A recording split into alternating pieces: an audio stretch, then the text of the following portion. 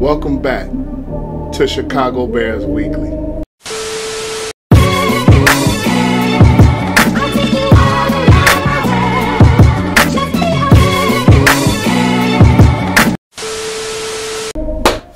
Yo, what's up, world? Welcome back to the channel and welcome back to season 3 of Chicago Bears Weekly. I am so happy to bring this series back for you guys. It is officially the off season for the NFL. So we're going to take a look back today at the 2019 Chicago Bears season. The Bears were expected in 2019 to have a really excellent season and build off of the 2018 12-4 season, and things didn't necessarily go that way. It is a multitude of reasons why things didn't go that way. So in today's video, we're going to talk about what went wrong with the 2019 Chicago Bears. So without further ado, let's dive into it.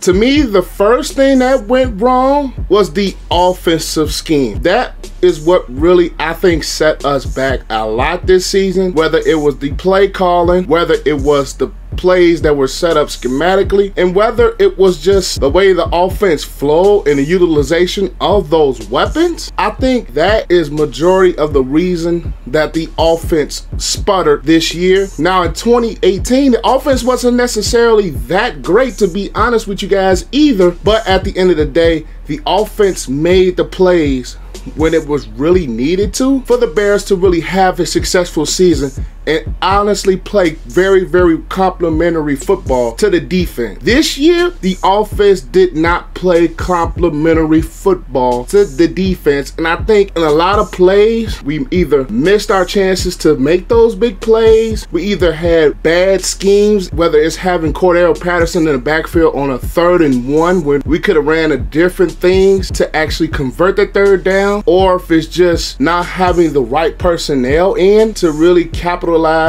on the situation of the game and the play design schematic wise. I just don't think it really went up to par to what our expectation was as Bear fans. This season, the offense sputtered a lot. Now, you can really look at Mitchell Trubisky's play, Mitchell Trubisky's injury. You can look into the injuries of Trey Burton and Adam Shaheen. You can look into the injuries of Taylor Gabriel. And I still think, honestly, wasn't that great in 2018. And in 2019, it took a downfall. And I think that was mainly based off of the play of the offense as a whole. Now, we can sit here and blame Mitchell Trubisky for a majority of it. You can blame him a bit, yes, but you can also blame Matt Nagy. You can also blame Mark Helfrich. There's a lot of blame to go around, but to just simply blame Helfrich or to just simply blame Trubisky, I don't think that's the right way to go, even though he did not have the greatest of seasons. And I think, like I said in one of my previous videos, his shoulder injury, I think,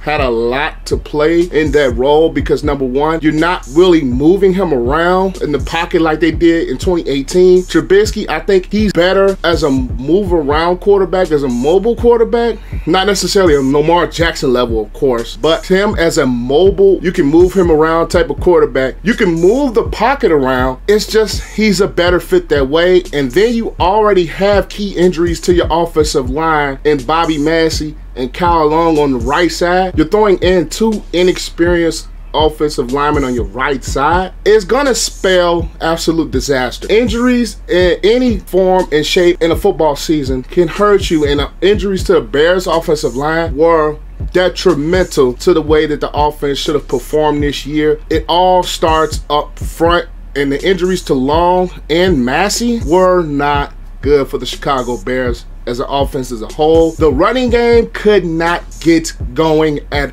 all, and I mean at all. David Montgomery, now he showed flashes that he can be a very, very special running back, but at the end of the day, I think trading Jordan Howard really hurt a bit because he's not necessarily the speed guy that everybody wants, but he's that guy that can run in between the tackles. He can break tackles. He's strong enough to always fall forward, and I think with the bad offensive line that the Bears had, his strong ability to run in between the tackles and fall forward would have been key key in this offense as it was in 2018. Losing that hard, tough, hard-nosed runner, that was not necessarily the greatest thing, but at the end of the day, the Bears offense underperformed very, very much, and it was key in the downfall of our year. Now let's flip over to the defensive side of the ball.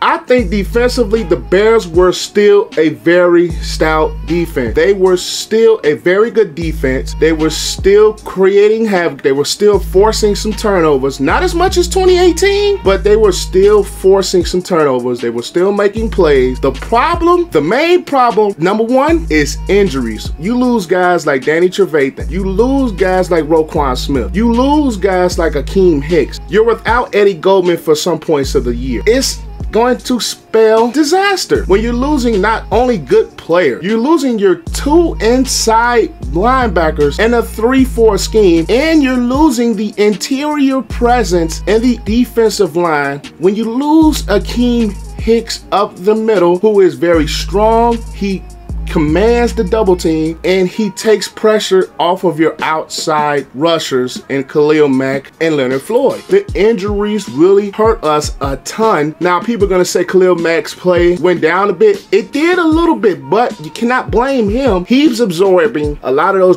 double and triple teams that Akeem Hicks up the middle would have absorbed, and he would be more free if Akeem Hicks was there and healthy up the middle, which I think forced Chuck Pagano's hand to bring a lot of corner blitzes, which is something you really did not see in 2018. The Bears did not really have to blitz a lot to create pressure on the quarterback. And I think the element of blitzing more because of the injuries that you have, it really hurt us as far as coverage wise and as far as getting to the quarterback more, because teams were expecting the blitz and they were getting the ball out of their hands quicker because they had that open lane created by bringing the blitz. Now, I want to say Amukamara did not have the greatest of years, and I think he's going to be gone at year's end. Kyle Fuller was very solid, but he did have his bad moments. I know I've been critical of Fuller, but at the end of the day, I need to stop looking at him as a shutdown corner because that's not what he is. And I think the shutdown corner is something the Bears are very, very lacking of. Kyle Fuller is a good player. He is a very, very good player, but he is not a shutdown corner. And I think in Chuck Pagano's scheme and the way he runs, he's going to need a shutdown corner like he did in Baltimore with Chris McAllister or Samari Rolle. Those are guys that can be those kind of a shutdown guys. You can kind of leave them on one-on-one coverage more often than not. Kyle Fuller, you cannot leave him on one-on-one coverage that long. And Amukamara, you could definitely not leave him in one-on-one coverage because number one, Amukamara is not that guy anymore. He's getting up there in age and his speed is really taking a downfall. Now, he was not a bad player. I just don't think he's gonna, number one, come back because I think the Bears are gonna make some changes at the cornerback position. That's a further thing down the road. Amukamara was just not that guy. Eddie Jackson and HaHa Clinton-Dix, they played very, very well. Now, people are gonna look at Eddie Jackson's interception numbers and say it took a downfall. They did, but teams were not throwing in his direction because they know he has that speed to cover a lot of ground. Basically, compare his play to an Ed Reed. Now, I'm definitely not calling Eddie Jackson Ed Reed, but the style of football that he plays, as far as covering a lot of ground and playing a lot of his instincts and film study, I compare a lot of that to an Ed Reed type of player, and he played absolutely well, earning another Pro Bowl nod. The Bears defense, they were one of the top defensive still despite all of the injuries. It's just the injuries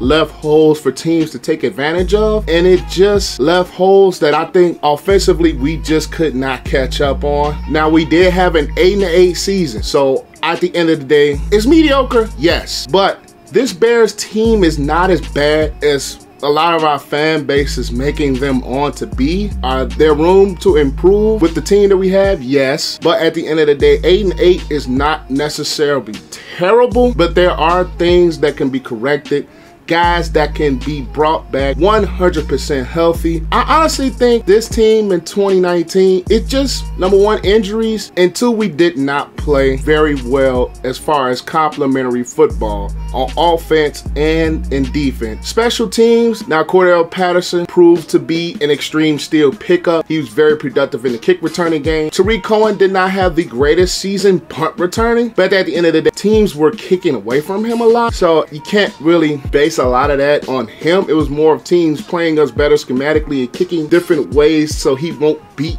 teams as far as the way that he's dynamic and returning punts. So special teams wise, the Bears were very, very solid this year. I want to get a little bit about Pinheiro. Yes, he was way better than Cody Park. He missed a couple of kicks. Pinheiro missed a couple of kicks, but at the end of the day, I think he's the kicker that he can move with going forward. Kickers are gonna miss kicks. Kickers are going to miss kicks. Yes, all kickers are not perfect. All kickers cannot hit every game-winning field goal. Even the great Adam Vinatieri has missed field goals and missed kicks. So at the end of the day, Pinheiro, I think he's a very solid kicker. He's going to be the kicker for the Bears going forward. He had a really decent season. He did miss that field goal to win us the game against the Chargers, but he hit the field goal to win us the game against the Denver Broncos. So at the end of the day, Pinheiro is not necessarily, oh, he's going to be an elite kicker. The problem was we relied on him too much because the offense could not move the ball. And I think that was part of the problem. The offense did not move the ball, and we had to rely too much on Pinheiro to get points on the board versus getting touchdowns, especially in the red zone. We sputtered a lot in the red zone this year. We needed to convert touchdown instead of relying on Eddie Pinheiro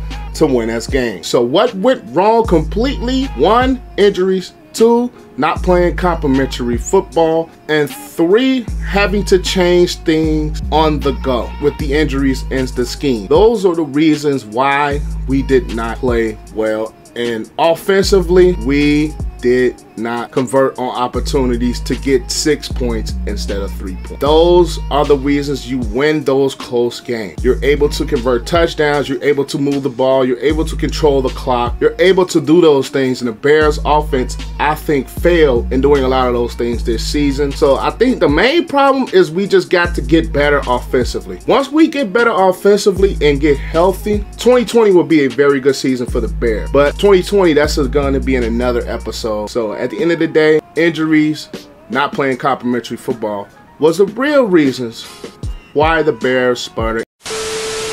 That is all I've got for you guys. Be sure to like, comment, share, and subscribe to the channel, as that helps the channel to grow. And also click that notification bell to be notified of when your boy uploads a new video. And also follow me on Twitter and on Instagram. Both handles will be APW Sports, and both will be linked in the description below. Now you guys have a great and excellent day, and I will see you guys next time. Peace out. I wanna say thank you to my mom and my daddy for making love the night that you had me. Wanna thank my friends, my sister, and my brother.